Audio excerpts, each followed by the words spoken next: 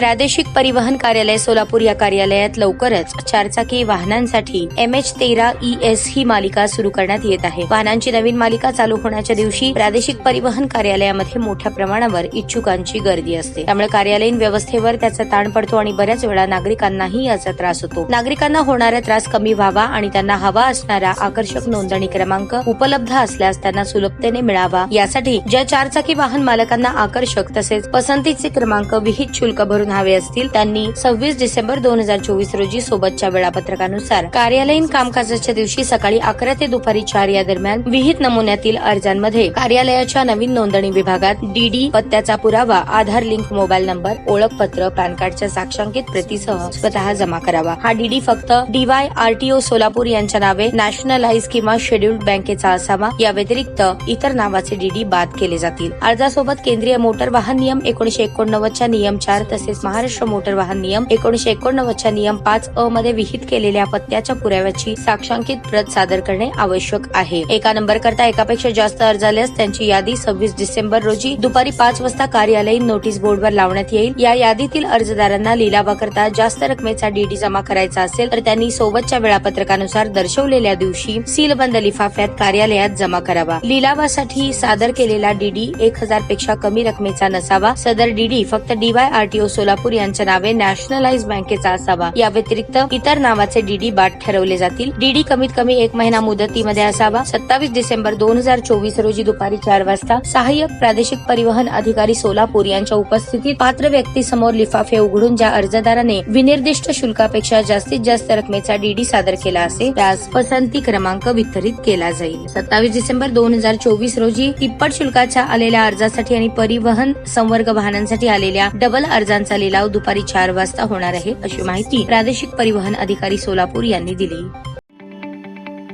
ताज्या बातम्या पाहण्यासाठी प्राईम महाराष्ट्र न्यूज चॅनलला सबस्क्राईब करा।